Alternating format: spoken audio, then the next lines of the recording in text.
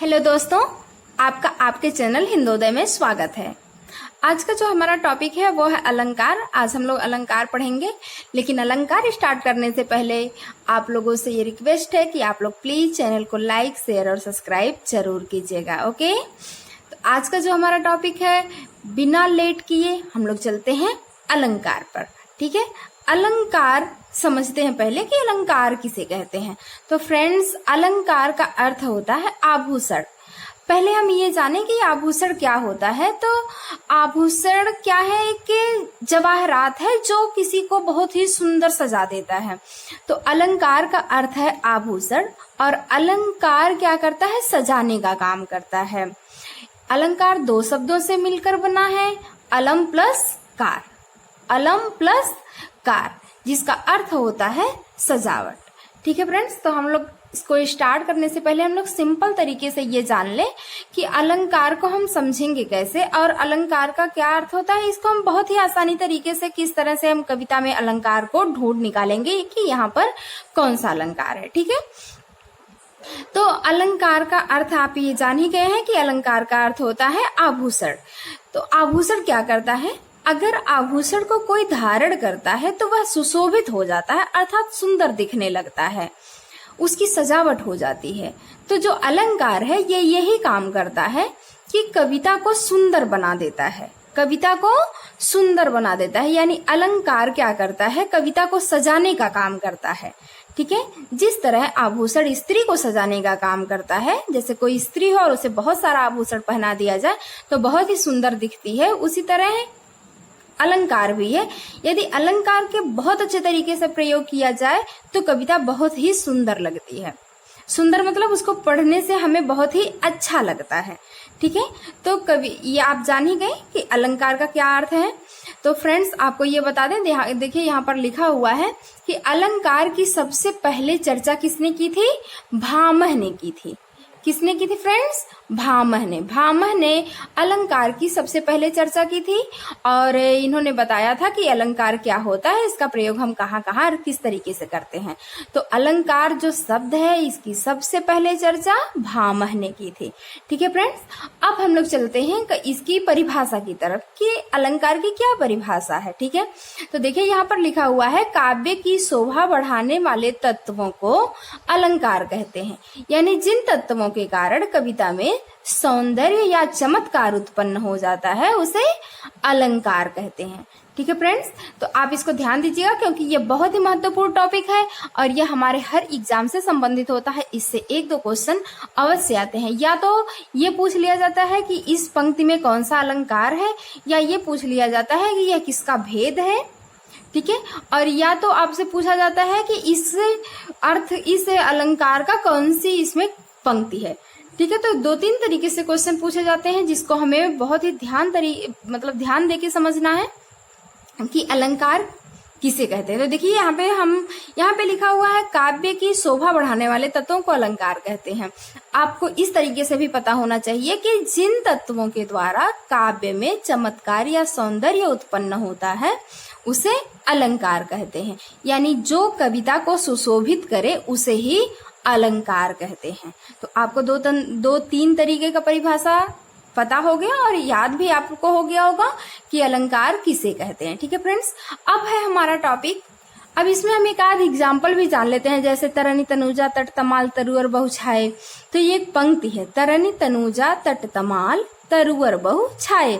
अक्सर ये जो दोहा है, ये जो पंक्ति है, यह अक्सर एग्जाम में पूछा जाता है। ठीक है फ्रेंड्स, ये पंक्ति अक्सर एग्जाम में पूछा जाता है कि इसमें कौन सा अलंकार है। तो फ्रेंड्स, अभी आपको पता होगा कि इसमें अलंकार कौन सा है। और ये हमें पता कैसे चलेगा? यह हमें पता चलेगा अलंकार के भेद को जानकर। जब हम अलंकार के भेद को डीपली से अच्छे से पढ़ लेंगे तो हमें पता चल जाएगा कि इस पंक्ति में कौन सा अलंकार है। तो चलिए फटाफट हम इसको जान लेते हैं कि इस पंक्ति में कौन सा अलंकार होगा, और ये भेद पढ़ते ही हमें स्पष्ट हो जाएगा कि उस पंक्ति में अलंकार क्या होगा। ठीक है, तो ये आपका एक समझ लीजिए एक टॉपिक भी है। और ये जो अभी पंक्ति हमने बोला है, तरनी तनुजा तट तमाल तरुअर बहु छाए, आपको इन पंक्तियों का, इस पंक्ति का आपको कमेंट बॉक्स में आंसर भी देना है। ठीक है फ्रेंड्स, तो चलिए अलंकार पढ़ते हैं कि अलंकार के कितने भेद होते हैं। ठीक है, तो देखिए यहाँ पर लिखा हुआ है कि अलंकार के 2 भेद होते हैं। कितने भेद होते हैं? 2 भेद होते हैं। बहुत सारे लोग कंफ्यूज हो जाते हैं कि बहुत सारे अलंकार के भेद हो सकते हैं, क्योंकि बहुत सारे भेदों को नाम हम पढ़ते हैं। तो इसलिए आप ये जान लीजिए, यह मुख्य रूप से अलंकार के केवल 2 भेद होते हैं। कितने भेद? 2 भेद होते हैं। ठीक है, यहाँ पे देखिए, पहला है शब्दालंकार और दूसरा है अर्थालंकार। पहला शब्दालंकार और दूसरा अर्थालंकार। अब ये जान लेते हैं कि शब्दालंकार किसे कहते हैं। तो फ्रेंड्स, आपको बताएं कि जो शब्दालंकार है यह क्या करता है। देखिए यहाँ पे लिखा हुआ है कि जहां किसी कविता में शब्दों के प्रयोग के कारण कोई चमत्कार या सौंदर्य पैदा होता है, वहां शब्दालंकार होता है। यानी जिस कविता में शब्दों के प्रयोग के कारण और वर्णों के, या देखिए फ्रेंड्स, इसमें वर्णों भी होना चाहिए।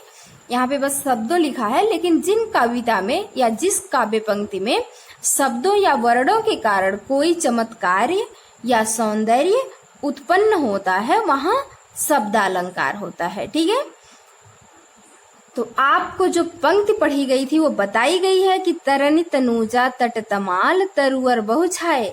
यानी ये पढ़ने से ये क्या हो रहा है कि कविता लग रही है कि ये पंक्ति सुशोभित है, यानी सजी हुई है। तो अगर सजी हुई है तो इसमें किसका प्रयोग हो रहा है बार बार, और यह किस अलंकार में आना चाहिए, ये अभी आपको क्लियर हो रहा होगा। ठीक है, तो यहाँ पे कहा गया है कि जहां पर कविता में, मतलब जिस कविता में शब्दों या वर्णों के कारण सौंदर्य या चमत्कार पैदा हो, वहां शब्दालंकार होता है। ठीक है, अब देखिए यहाँ पर एग्जाम्पल भी दिया हुआ है, उदाहरण। यहाँ पे पहला उदाहरण लिखा हुआ है, चारु चंद्र की चंचल किरणें खेल रही थी जलथल में। आप देख रहे होंगे, और उस वर्ण में जिस वर्ण के कारण चमत्कार उत्पन्न हुआ है उसको यहाँ हाईलाइट किया गया है। ठीक है फ्रेंड्स, तो आप देख रहे होंगे कि जिस वर्ण के कारण यहाँ चमत्कार हुआ है उसको यहाँ हाईलाइट भी किया गया है। ठीक है, देखिए चारु, मतलब यहाँ च की आवृत्ति हो रही है। आवृत्ति मीन्स आना। ठीक है, इस पंक्ति में च बार बार आ रहा है, जैसे चारु चंद्र की चंचल किरणें। तो आप देख रहे हैं कि यहाँ पर 3 बार च की आवृत्ति हुई है, और नीचे वाली लाइन में जल थल है तो इसमें ल की आवृत्ति 2 बार हुई है। तो फ्रेंड्स, इस काव्य पंक्ति में आपका कौन सा अलंकार होगा? शब्दालंकार। ठीक है, क्यों? क्योंकि यहाँ वर्णों की आवृत्ति बार बार हो रही है। ठीक है फ्रेंड्स, तो ये आपका उदाहरण है। अब आपको क्लियर हो गया होगा कि उस पंक्ति में कौन सा अलंकार है, और वो पंक्ति कौन सी है? तरनि तनूजा तट तमाल तरुअर बहु छाए। ठीक है, अब हम लोग पढ़ते हैं शब्दालंकार के भेद। ठीक है, वैसे तो शब्दालंकार के भी बहुत सारे भेद होते हैं, परंतु शब्दालंकार के मुख्य 3 भेद माने गए हैं, और एग्जाम में अक्सर इससे संबंधित ही क्वेश्चन आते हैं। ये तीनों जो आपके भेद हैं इसको उपभेद कहेंगे, और यह लगभग आप लोग पढ़ते भी आ रहे हैं। ठीक है, इसमें है शब्दालंकार के मुख्य 3 भेद हैं। पहला है अनुप्रास, दूसरा यमक और तीसरा है श्लेष। पहला अनुप्रास, दूसरा यमक और तीसरा श्लेष। ठीक है, अब हम लोग चलते हैं अनुप्रास अलंकार पढ़ लेते हैं, यानी शब्द अलंकार जो है उसके उपभेद को पढ़ लेते हैं। तो इसका उपभेद क्या है? अनुप्रास, यमक और श्लेष। तो पहला है अनुप्रास, और हम लोग अब पढ़ते हैं अनुप्रास को। फ्रेंड्स, आपको इसको बताने से पहले हम आपको मतलब संक्षिप्त में बता देना चाहते हैं कि जो अनुप्रास है इसके भी बहुत सारे भेद हैं। इसके भी बहुत सारे भेद हैं, जैसे लाटानुप्रास, छेकानुप्रास, वृत्तानुप्रास। ठीक है, इसके भी बहुत सारे भेद हैं, बट हम उतने डिटेल में भी नहीं जा रहे हैं। यदि आपके मतलब आपकी मांग होगी या आप अगर कुछ ऐसा चाहते हैं तो फिर से उसके लिए एक वीडियो अलग से पड़ेगी, लेकिन अभी फिलहाल हम लोग पढ़ेंगे अनुप्रास अलंकार, क्योंकि यह शब्दालंकार का मुख्य पार्ट है और इसे हमें जानना है। ठीक है, तो ये है अनुप्रास अलंकार कि अनुप्रास अलंकार किसे कहते हैं। ठीक है, तो ये पहला है आपका, जहां वर्णों की आवृत्ति बार बार हो। वर्णों अभी हमने बताया शब्द अलंकार में कि जहां वर्णों या शब्दों की आवृत्ति होती है वही शब्द होता है। तो यह शब्द अलंकार का एक उपभेद है। तो इस काव्य पंक्ति में क्या बताया गया है इस अनुप्रास में कि जहां वर्णों की आवृत्ति, आप यहाँ देखिए आवृत्ति मीन्स होता है आना, जहां एक ही वर्ण कई बार आए वहां अनुप्रास अलंकार होता है। तो आप यहाँ देख रहे होंगे, मुदित महीपति मंदिर आए, सेवक सचिव सुमंत बुलाए। और इस जिस वर्ण की आवृत्ति हो रही है उसको हाईलाइट भी किया हुआ है रेड कलर से, लाल रंग से आप देख सकते हैं। मुदित महीपति मंदिर आए, इस पंक्ति में क्या है कि म की आवृत्ति बार बार हो रही है। अगर म की आवृत्ति बार बार हो रही है तो ये आप मतलब एकदम क्लियर है कि यह अनुप्रास अलंकार है, क्योंकि इसमें म की आवृत्ति हो रही है और जिस अनुप्रास में एक ही वर्ण कई बार आते हैं वहां अनुप्रास अलंकार होता है। ठीक है, नीचे इधर देखिए, सेवक सचिव सुमंत बुलाए, इसमें स की आवृत्ति हो रही है। ठीक है फ्रेंड्स, तो अनुप्रास अलंकार क्या कहता है कि जहां पर या जिस काव्य पंक्ति में एक ही वर्ण कई बार आता है वहां पर अनुप्रास अलंकार होता है। ठीक है फ्रेंड्स, तो आपको ये क्लियर हो गया होगा कि अनुप्रास अलंकार किसे कहते हैं। ठीक है, अनुप्रास अलंकार हम लोगों ने पढ़ लिया। अब हम लोग चलते हैं किसके, यमक अलंकार की तरफ। अब यमक अलंकार किसे कहते हैं यह जानना है कि यमक अलंकार किसे कहते हैं। तो यमक अलंकार क्या कहता है कि जहां एक शब्द की आवृत्ति यानी एक शब्द दो या दो से अधिक बार आए परंतु उनके अर्थ अलग अलग हो। एक शब्द दो बार आए या तीन बार आए, लेकिन जितनी बार आए उतनी बार उसके अर्थ अलग अलग हो। इसको आप समझ सकते हैं कि एक शब्द के जैसे कोई शब्द होता है ना, अब इसको आप अनेकार्थी अगर आप पढ़े होंगे तो आपको पता होगा कि अनेकार्थी जो शब्द होता है एक ही शब्द के कई अर्थ होता है। ठीक है, लेकिन यहाँ पे क्या कहा गया है, यहाँ कहा गया है कि एक शब्द दो बार आए या उससे अधिक बार आए परंतु उनके अर्थ क्या हो, अलग अलग हो। ठीक, तो हम लोग देखते हैं कि यहाँ पर किस तरह से वो यमक अलंकार होता है।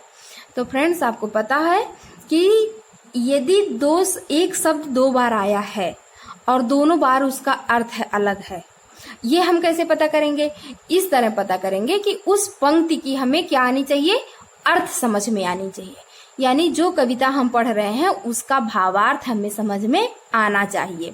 ठीक है, यहाँ पे देखिए, काली घटा का घमंड घटा, काली घटा का घमंड घटा, यानी जो घटा है दो बार आया है, एक बार है काली घटा और दूसरी बार है घमंड घटा।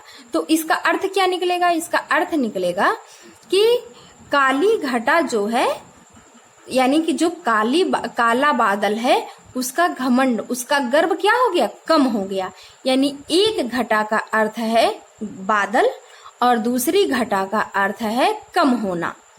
ठीक है, तो यहाँ पे इसका अर्थ निकल के आता है कि एक शब्द दो बार आया है और दोनों बार उसका अर्थ क्या है, अलग अलग है। ठीक है, जैसे एक पंक्ति और है, तीन बेर खाती थी वे तीन बेर खाती, यानी वे क्या कह रहे हैं, तीन बेर खाती थी वे तीन बेर खाती।